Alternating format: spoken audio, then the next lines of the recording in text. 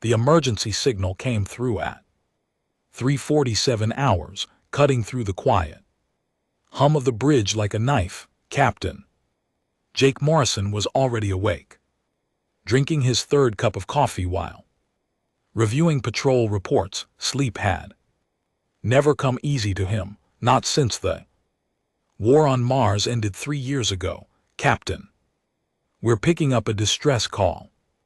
Lieutenant Lisa Park called out from the communication station. Her voice was calm, but Morrison could hear the tension underneath. Park had been with him since the beginning, and she knew the sound of real trouble. Morrison sat down his coffee and walked over to her station. The Defiant was humanity's first real starship, not just a transporter mining vessel. She was built for war. Even though the politicians back on Earth called her an exploration and defense platform, everyone on board knew better. Hey, what do we have, Park? She pulled up the signal on her screen. The audio was scratchy, full of static, but the desperation came through clearly. It was in a language Morrison didn't recognize, but the universal translator was working overtime. Please, anyone who can hear this message, the Kree have found us. They're destroying our cities. Our people are dying. The children, oh God. The children, we have maybe days before we are all gone. This is Zir Prime. Galactic coordinates 77 Arc 49. Please, if anyone is listening, we need help. The Federation Council says they cannot spare ships. They say the risk is too high, but we are dying. Someone has to help us.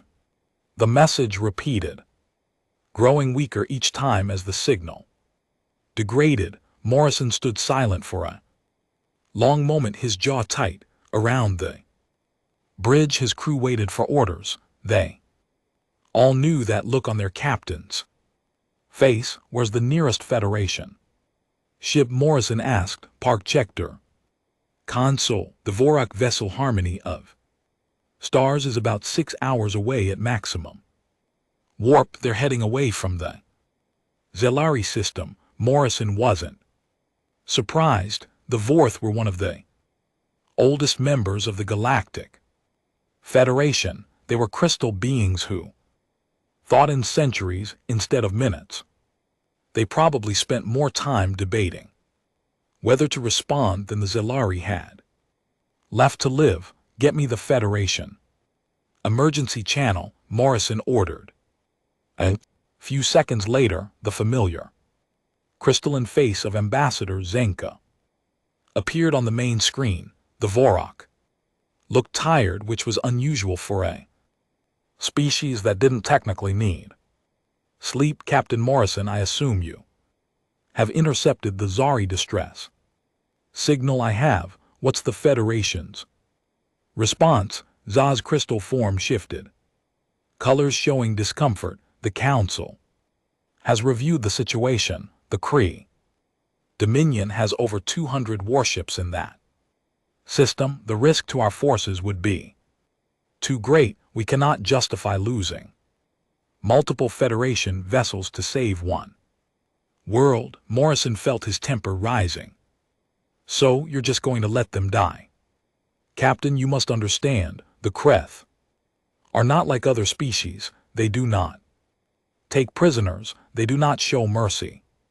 They have been expanding their territory for 1,000 years, and no one has ever successfully opposed them. To send ships against them would be suicide. Have you told the Zelari that the ambassadors' color shifted again? We have informed them that military assistance is not possible at this time. We are preparing refugee ships to evacuate any survivors. After the Kree move on, Morrison stared at the screen for a long moment. Around him, his crew was listening to every word. He could see the anger in their faces. These were people who had fought in Earth's bloodiest wars, who had lost friends and family to human monsters. The idea of abandoning innocent civilians, 2 alien ones made them sick. Thank you for the briefing. Ambassador Morrison out. The screen went dark. Morrison turned to face his crew. They were all looking at him with the same expression. He knew what he was thinking, and they were with him. How long to reach the Zelari system at maximum warp? He asked. Do Commander Tony Blake, his pilot, checked the navigation console. 73 hours, sir. But Captain, the Defiant isn't designed to take on an entire fleet. We've got good weapons and armor, but not against those odds. Morrison nodded. Blake was right. Of course the Defiant was tough, but she was just one ship. The smart thing would be to report the situation to Earth Command and let them decide. By the time a proper fleet could be assembled and sent, the Zalari would be extinct, but at least they would follow proper military procedure. Dr. Amy Stone spoke up from the medical station.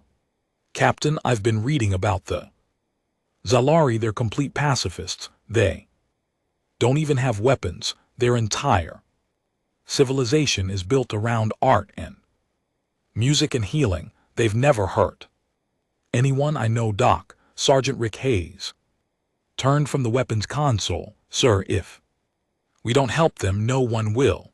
The Federation is too scared, and Earth doesn't even know they exist yet. Morrison looked around the bridge at his crew. These weren't politicians or diplomats. They were soldiers. They had all volunteered for this mission, knowing they might never see Earth again. They had signed up to explore strange new worlds and keep humanity safe. But right now humanity wasn't in danger. Zelari were park open a channel to the Zelari system. Sir, it might not get through. The Kree are probably jamming communications. Try it anyway. A few minutes later, Park nodded. I've got something, Captain. Very weak signal. Put it through. Voice that came through the speakers was different from the distressed message. Younger, more afraid. This is Healer Yanni of the Zelari Medical Council. Is someone there? Please, if you can hear me, we need help. The Kree ships are everywhere. They're bombing the cities. We have children hiding in the caves, but they're using ground-penetrating weapons to find them. How can anyone be so cruel? Morrison picked up the microphone. This is Captain Jake Morrison of the Earth ship Defiant. We received your distress call. Help is coming. And GT. Oh. And GT. There was silence for a long moment. Then the voice came back, filled with disbelief. Earth, you're the new species, aren't you? The ones from the violent world. But your planet is so far away. Why would you help us? Morrison thought about that question. Why were they doing this? Earth wasn't even officially part of the Federation yet. They had no treaty obligations to the Zelari, no shared history or common interest. A smart political move would be to stay out of it because someone asked for help, he said finally, and we heard you. He cut the transmission and turned to his crew. All right, people.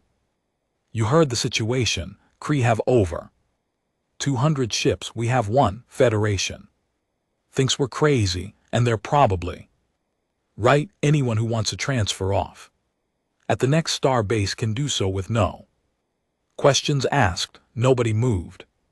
Nobody spoke. Morrison wasn't surprised. Hayes, I want every weapon system checked and rechecked. Blake, plot a course for the Zelari system. Maximum warp. Send a message to Earth Command. Tell them what we're doing and why. Stone, start preparing the medical bay. We're probably going to need it. His Crew jumped to their duties with the efficiency of people who had trained together for years. Morrison settled into his captain's chair and watched the stars streak past as the Defiant jumped to warp speed.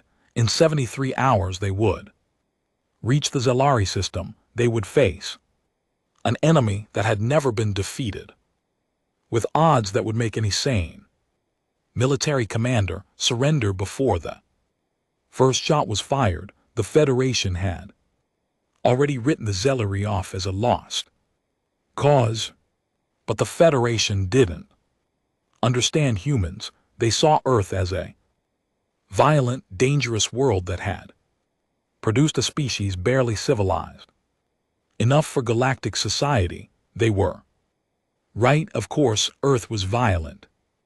Humans were dangerous, but sometimes that's exactly what the galaxy needed. The first day of travel passed quietly. Morrison had ordered his crew to rotate shifts and get rest while they could. In 60 hours, they would need to be at their best. The bridge was dimmed a night cycle, but Morrison knew most of his people weren't sleeping. They were doing what soldiers always did before a big fight. They were preparing. Lieutenant Park was in the weapons bay checking every missile and energy cell. Personally, she had already run 3 full diagnostics on the targeting systems. Morrison found her there at 2, sitting on the floor surrounded by disassembled parts. Can't sleep either? He asked.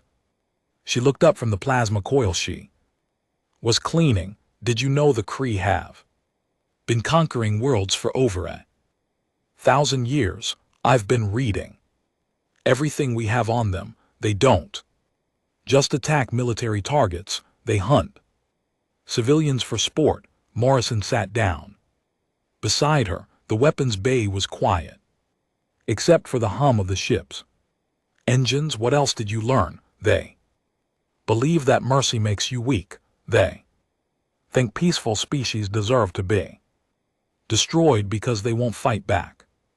Every world they've taken, they've killed every living thing on it, plants, animals, everything. Park picked up another component and started working on it with nervous energy.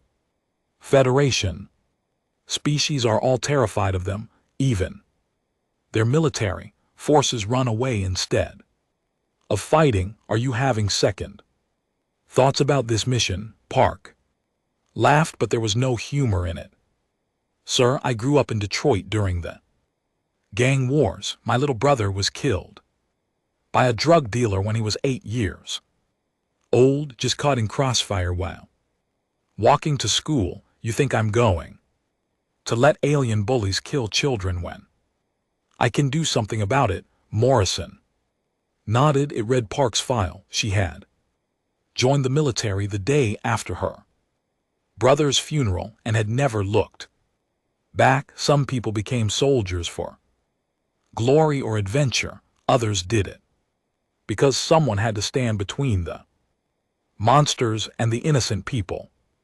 He found Sergeant Hayes in the engineering section working on something that definitely wasn't standard equipment.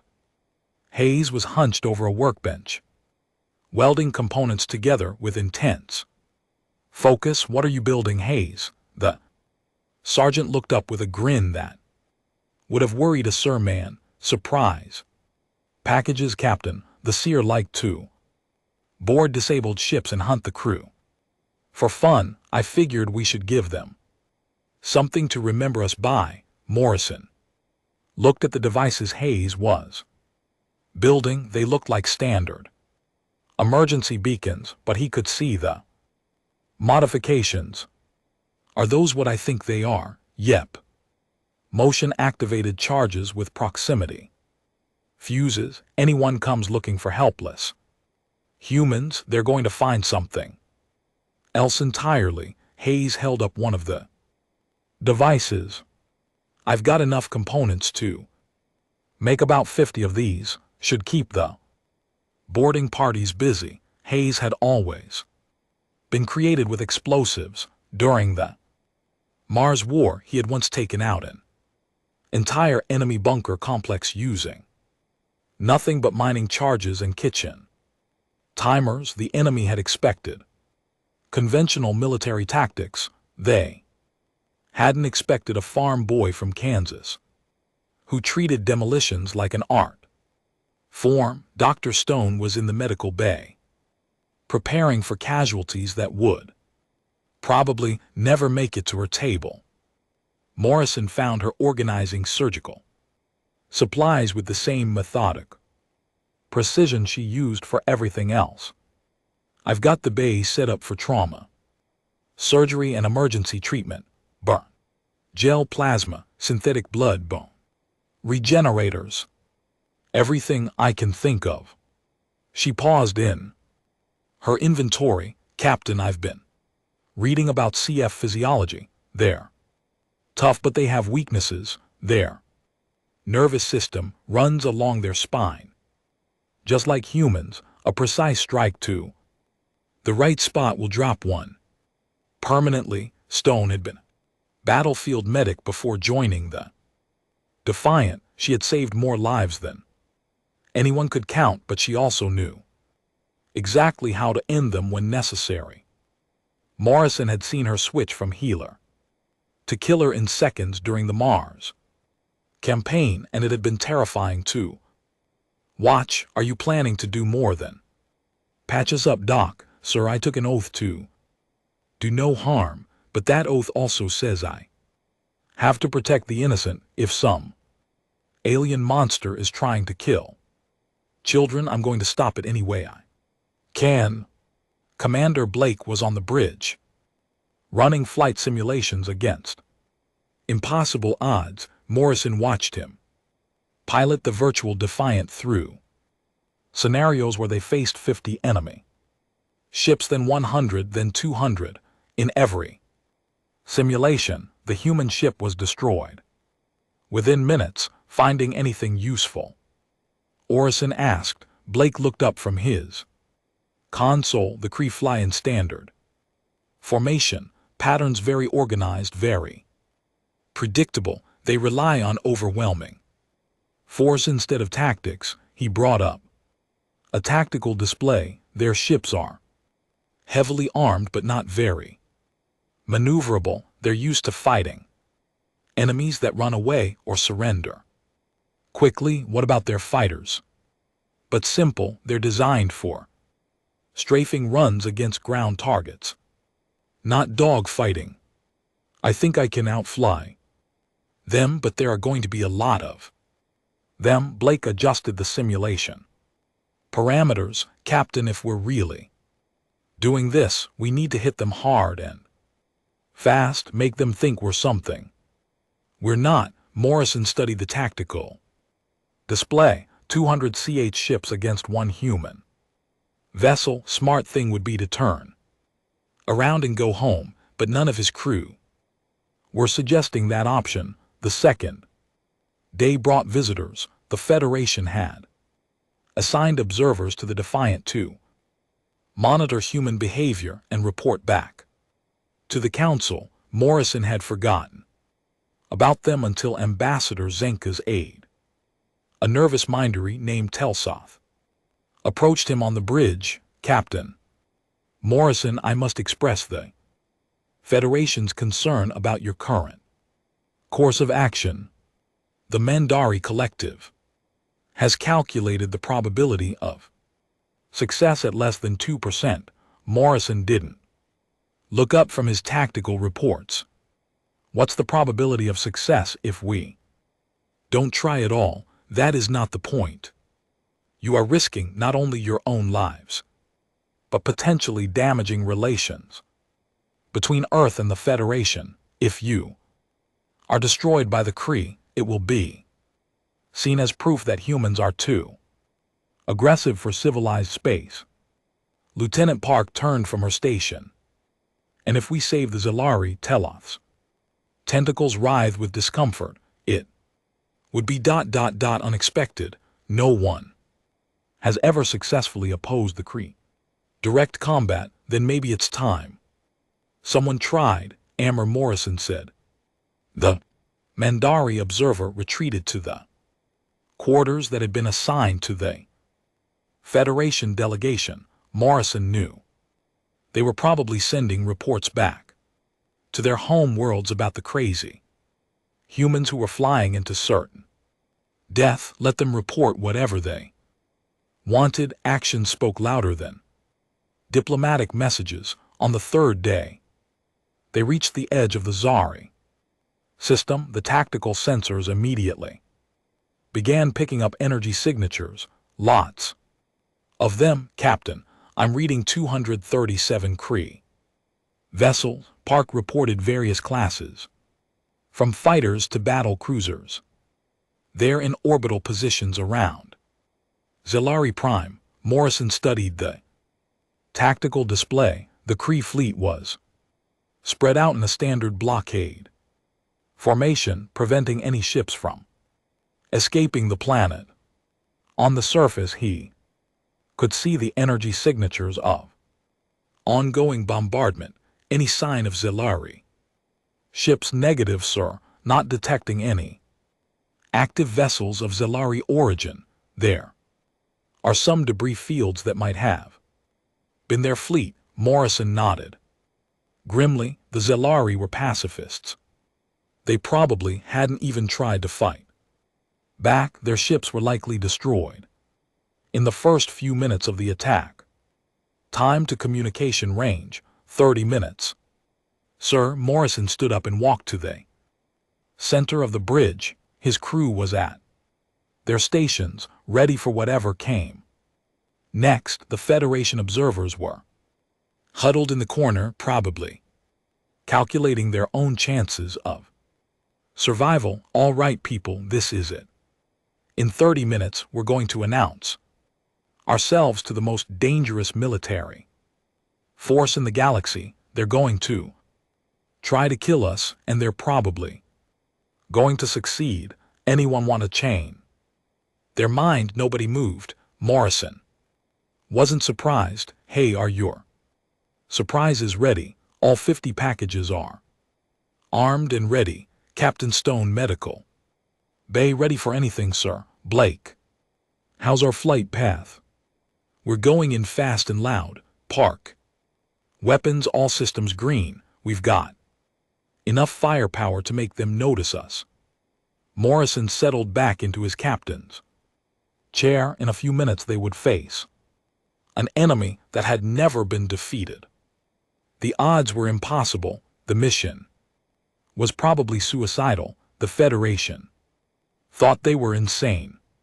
But somewhere on the planet below, innocent people were dying while the galaxy's protectors debated and calculated risks. Morrison had made his choice the moment he heard that first distress call. Take us in, Blake. Time to show the galaxy what humans do. When someone asks for help, the Defiant dropped out of warp at the edge of the Zilari system with all weapons powered and shields at maximum. Morrison could see the Kree fleet spread across his tactical display like a disease. 237 ships, all focused on the dying world. Below, Captain, they've seen us, Park reported. The entire fleet is turning in our direction. Morrison opened a communication channel to the enemy fleet. His message was broadcast on all frequencies in every language the universal translator could manage. This is Captain Jake Morrison of the Earth vessel Defiant. You have 30 seconds to withdraw from the system, or we will remove you ourselves. The response came back in heavily accented standard galactic. The voice was deep and harsh, filled with amusement. Human vessel, this is War Leader Thax of the Kree Dominion. You are one ship against our entire fleet. Surrender now and we will make your deaths quick. Morrison smiled, but it wasn't a pleasant expression. 30 seconds, make your choice. The War Leader laughter echoed across the Communication channel, you humans are even more stupid than we heard. Open. Fire, kill them all, every CRT ship in. The system turned their weapons toward the lone human vessel. Energy beams and missile salvos filled space as the entire enemy fleet focused there. Firepower on the Defiant, evasive maneuvers, Morrison ordered calmly. Commander Blake's hands moved across his controls like he was playing a musical instrument. The Defiant twisted and rolled through space, dodging between energy beams with impossible precision. And GT, aware. And GT, the ship had been a second before. Explosions lit up the darkness. The Federation observers were pressed against their seats by the violent maneuvers. Tells was making sounds that might have been prayers in the mindery language. Crew worked with calm efficiency like this was just another training exercise. Return fire, Morrison commanded. Defiant's main guns opened up, targeting the closest Kree destroyer, gassed. The human weapons were different from anything the galaxy had seen before. Instead of the clean energy beams most species used, they fired streams of superheated plasma that cut through enemy shields like they weren't there. The Kree destroyer exploded in a ball of fire and debris. The rest of the enemy fleet paused for a moment, surprised that their prey was fighting back. Blake, take us into the formation. I want to be too close for them to use their heavy weapons. The Defiant dove toward the enemy fleet like a hawk, attacking a flock of birds. Blake threaded the ship between two battle cruisers, using their own bulk to shield the human vessel from the weapons of other ships. Hayes, target their engine sections. I want them disabled, not destroyed. Why not just kill them? Captain. Morrison watched the tactical display as more CRT ships moved to intercept them. Because I want survivors, I want them to tell their friends what happened here, Sergeant. Hayes grinned and adjusted his targeting systems. His next shots were surgical strikes that took out the main engines of 3 enemy cruisers without destroying the ships completely. The disabled vessels drifted helplessly, no longer able to maneuver or retreat. Captain, I'm reading massive energy build up from the planet, Park reported. The Kree are charging their ground bombardment weapons. Air going to sterilize the surface. Morrison felt his blood turn cold. The Kree were going to kill every living thing on Zelari Prime rather than let the humans interfere with their conquest. Blake. New course. Take us down to the planet. Maximum speed, sir. That means flying through their entire fleet. Ben, we better fly fast. The Defiant turned toward Zelari Prime and accelerated. Blake pushed the engines past their safety limits, racing against time and the charging weapons of the enemy bombardment ships. The Kree fleet tried to intercept them, but the human ship was moving too fast and changing direction too often. Blake flew like the ship was an extension of his own body, rolling and diving through a maze of enemy fire. 30 seconds to atmosphere. Blake called out. Morrison could see the planet growing larger on the view screen. It was beautiful, covered blue oceans and green continents, but he could also see the dark smoke rising from burning cities. Park, target those bombardment ships. Take them out, sir. They're heavily shielded. It'll take multiple hits to penetrate their armor. And hit them multiple times. Park's fingers danced across her weapons console. The Defiant's guns fired again and again, pouring energy into the shields of the enemy bombardment. Vessels. By one, their defensive systems. Overloaded and failed. The first bombardment ship exploded just as it was preparing to fire on a Zellery city. Second died a moment later, its weapons array turning into molten metal. The third tried to turn away, but Park's targeting was too accurate. Entering atmosphere, Blake announced, the Defiant dropped through the clouds of Zellery, prime like a falling star. Below them, Morrison could see the devastation the Kree had caused. Entire cities had been reduced to rubble. Forests burned with unnatural fires, but there were still signs of life, still people to save. Sir, I'm detecting Zari life signs in the mountain caves about 50 km east. Dr. Stone reported from her medical sensors. Blake set us down near those caves, Cape scanning for CRT ground forces. The ship landed in a clearing between two mountains. Soon as they touched down, Morrison could hear weapons fire in the distance. The Sureth were still hunting for survivors. Hey Stone, you're with me. We're going to get those people out of the caves. Park, you and Blake hold the ship. Keep our escape route open. Morrison grabbed his weapon and headed for the airlock. Hayes was right behind him, carrying a backpack full of his special surprises. Dr. Stone had her medical kit and a sidearm that she knew how to use. The surface of Zellery Prime was a nightmare. The air smelled of smoke and death. In the distance, they could see the shapes of Kree hunters moving through the ruins of what had once been a peaceful city.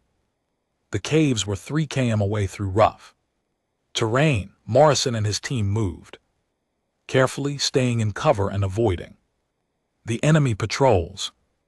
The Kree were good hunters, but they were used to tracking frightened civilians. They weren't expecting trained soldiers. They reached the cave entrance just as a group of Kree warriors was setting up drilling equipment to break through the sealed entrance. There were 6 of them, each over 2 m tall and covered in natural armor plates. Morrison signaled his team to spread out. Hayes moved to the left, Stone to the right. They had done this kind of operation dozens of times during the wars on Earth. Attack was over in seconds. Morrison's plasma rifle cut down the first 2. Before they knew, they were under attack.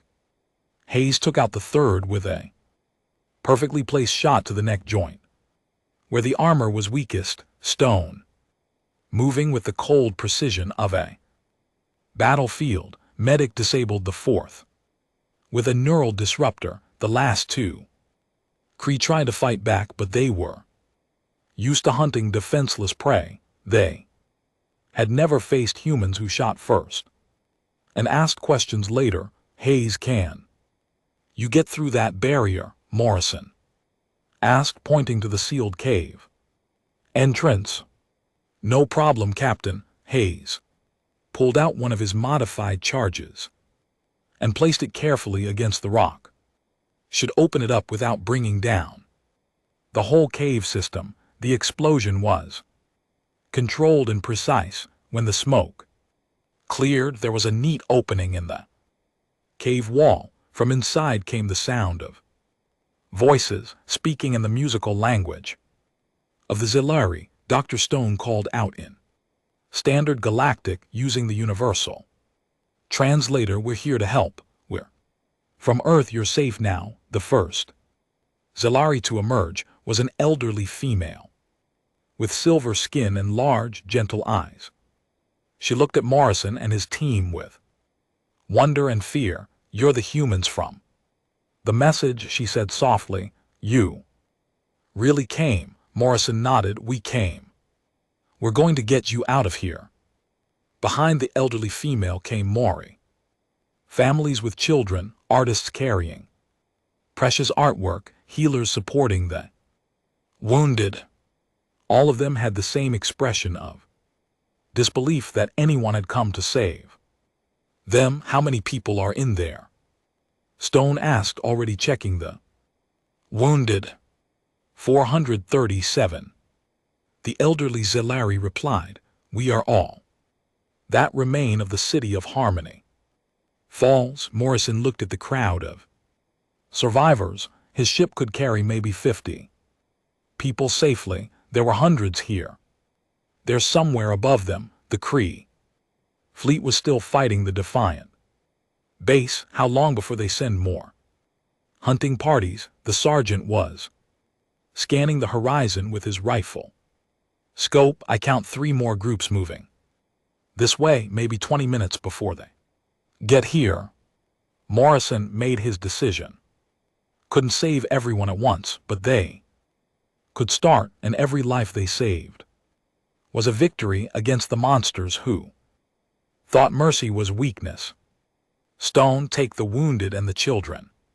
First, get them to the ship. Hayes and I will hold this position until you get back. Dr. Stone nodded and began organizing the evacuation. The salary moved with quiet efficiency, helping each other despite their own fear and exhaustion. Morrison watched them go and felt something cold settle in his chest.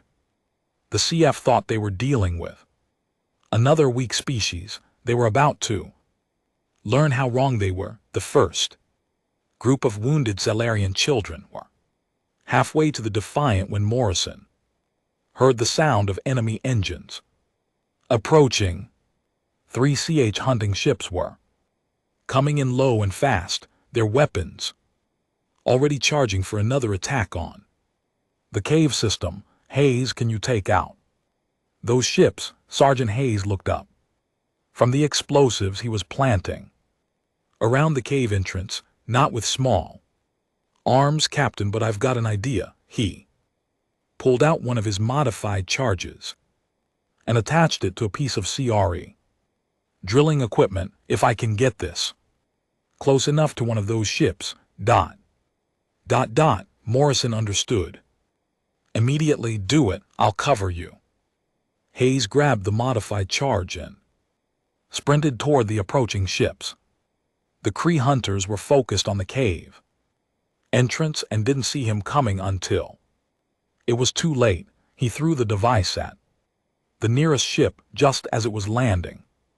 The explosion tore the Kree ship in half and sent debris flying into the second vessel. Both ships crashed in balls of fire and twisted metal. The third ship tried to retreat, but Morrison's plasma rifle found its engine compartment, crashed into the mountainside with a sound like thunder. Dr. Stone's voice came through his communicator. First group is aboard the ship, Captain.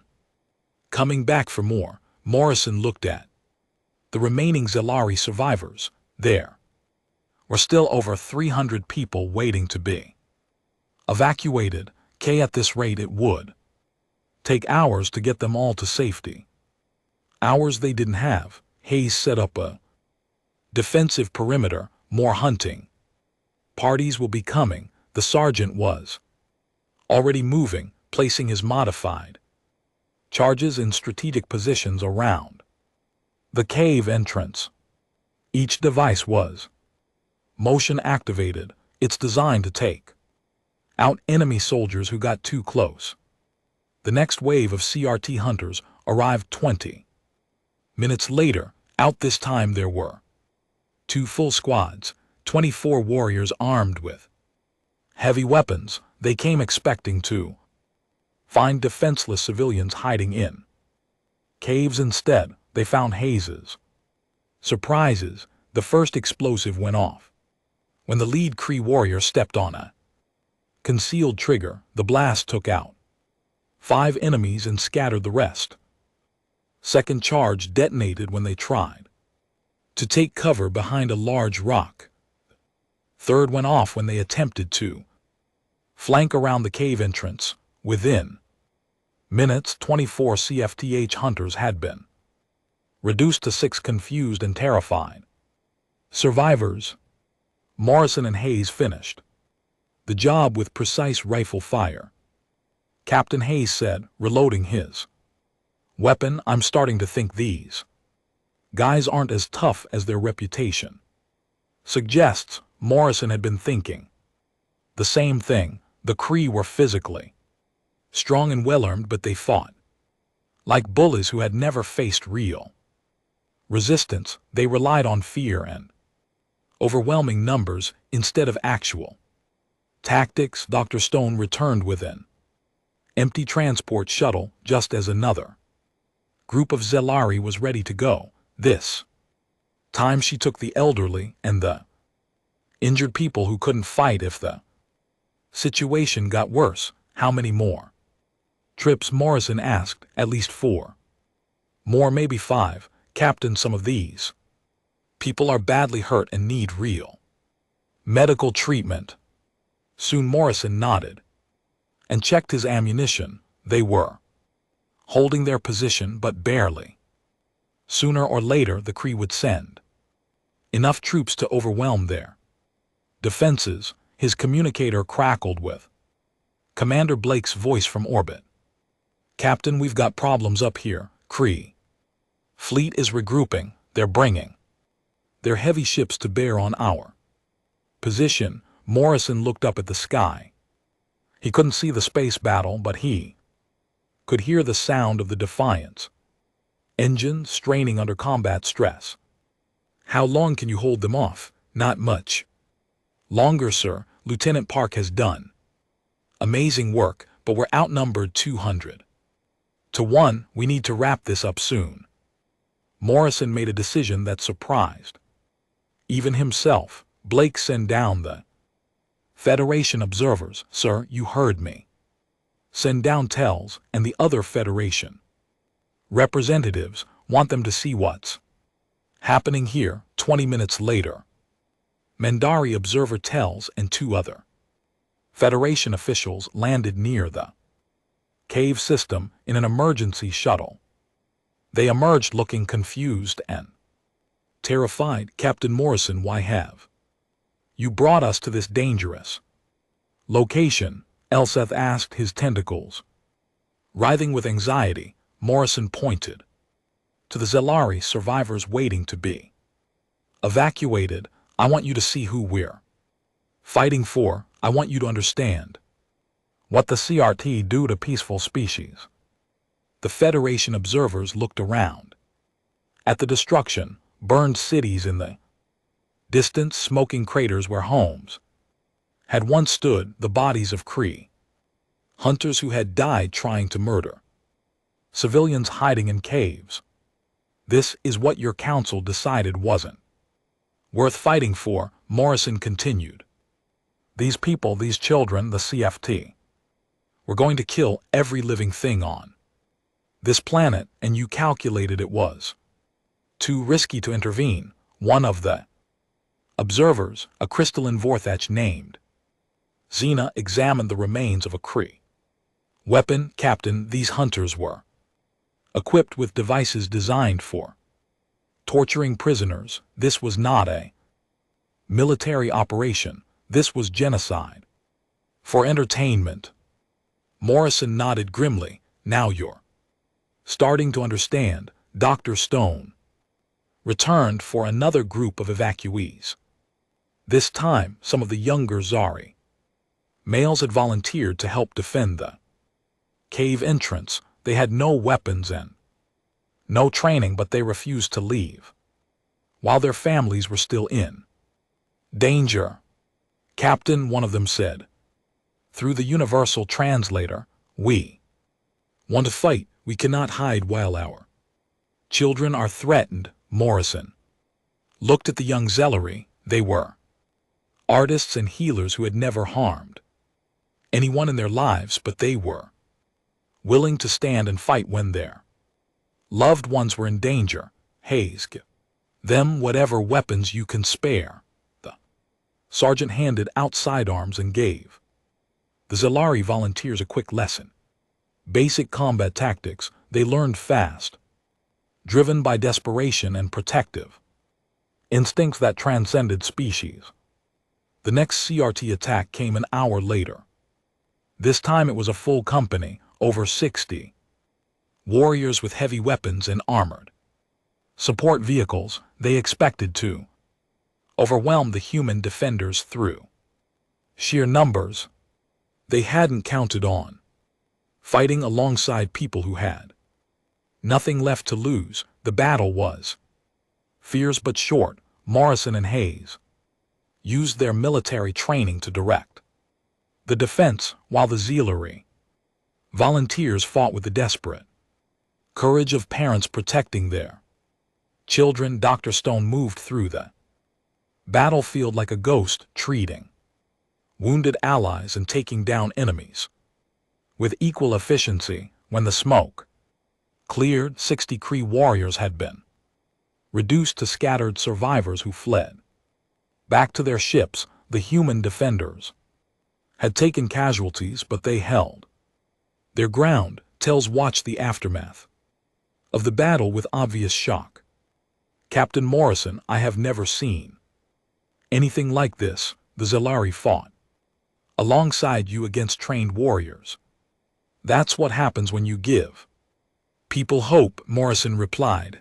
The Federation told them they were going to die, so they gave up. We told them they could live, so they fought. Dr. Stone had evacuated all but the last 50 Zelari when Morrison's communicator crackled with an urgent message from orbit.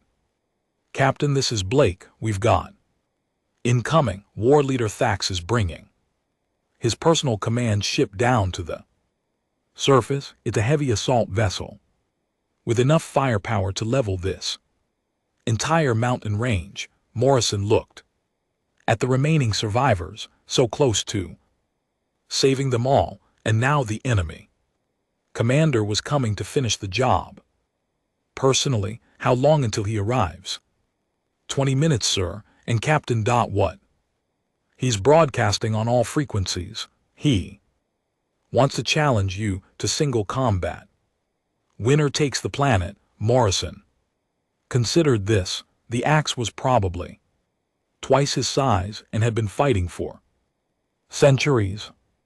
It would be suicide to face him alone, but it might buy enough time to evacuate the last of the survivors. Tell him I accept his challenge, Morrison said, but I have conditions. The response came back quickly. War Leader Thax's voice was filled with confidence and amusement. What conditions do you dare make human? Morrison smiled. It wasn't a pleasant expression. You want to understand what you're really fighting? Come down to the surface, see Earth through my eyes, then we'll talk about single combat. There was silence for a long moment. Then's laughter echoed across the communication channel. Very well, human. I'll see this violent world that produced such arrogant creatures. Then I will kill you slowly as an example to others who might oppose the Cree Dominion. Morrison cut the transmission and turned to his team. Hey, Stone, get the last of the survivors to the ship.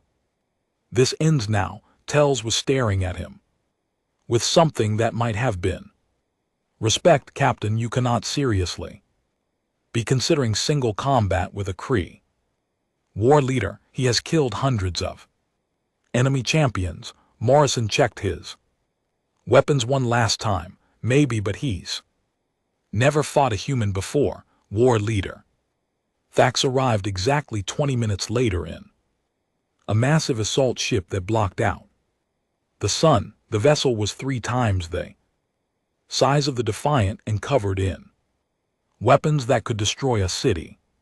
It landed with a thunderous crash that shook the entire mountain range.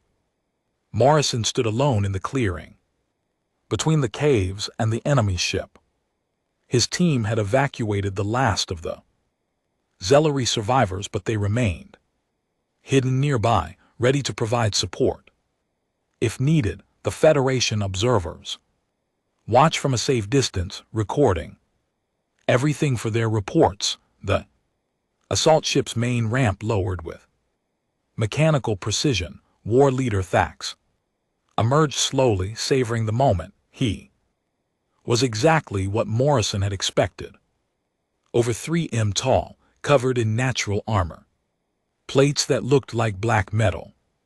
Forearms that ended in claws sharp enough to cut steel. His face was a nightmare of fangs and glowing red eyes.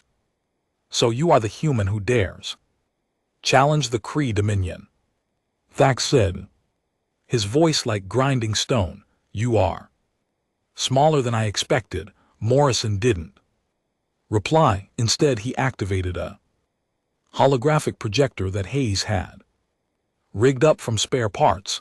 Images began playing in the air between them. Earth's history compressed into a few minutes of horror. The first image was ancient human warriors with bronze weapons standing over the bodies of their enemies, then iron weapons, steel, gunpowder. Each image showed humanity perfecting the art of killing their own species. What is this? Thax demanded. This is where I come from, Morrison said calmly. This is Earth. The images continued. The Roman Colosseum where humans killed each other for entertainment, medieval battlefields where knights fought in armor that made CRT natural plating look fragile, the trenches of World War I, where humans used poison gas against their own species. Thax was no longer laughing. The images showed a level of violence that even the CFT found disturbing. Humans hadn't just perfected warfare against other species, they'd spent thousands of years learning how to kill each other. You see, you made a mistake, Morrison continued. You think the Zari are weak because they're peaceful. We think the Federation is weak because they prefer diplomacy, but you've never faced a species that learned violence the way we did. The hologram showed more recent conflicts. Tank battles from World War II, nuclear weapons that could destroy entire cities. Special forces operations were small teams of humans took out enemy bases through pure skill and determination. Every human child learns about these wars in school, Morrison explained. We study the tactics, we memorize the battles, we honor the soldiers who died fighting monsters just like you. War leader Thax stepped back, his confidence shaken. But your species fights its own kind. That proves you are chaotic and unfit for civilization. Morrison smiled, but his eyes remained cold. No thanks, it proves we're really, really good at fighting. Hologram showed the final image, Earth from space, beautiful and blue and green. Then it zoomed in to show the peaceful cities, the children playing in parks, the families living normal lives. This is what all that violence protected, Morrison said. This is what we fought for, the right to be peaceful when we choose to be. But when someone threatens innocent people, we remember how to be monsters. That raised his primary weapon, a plasma cannon designed to cut through starship armor. Enough talk, human. Let us see how well your species fights when faced with real warriors. Morrison drew his sidearm. He looked tiny compared to Thax's massive weapon. The Federation observers probably thought he had lost his mind. The war leader fired first. His plasma blast carved a crater in the ground where Morrison had been standing. But the human captain was no longer there. It rolled to the side and come up, firing, his shots aimed at the joints. And Thax's armor, where Dr. Stone had told him they would be most effective. The battle was faster and more brutal than anything the observers had ever seen. Thax was strong and experienced, But Morrison fought like something from the war leader nightmares. He used the terrain, the lighting, even the smoke, from weapon impacts to his advantage.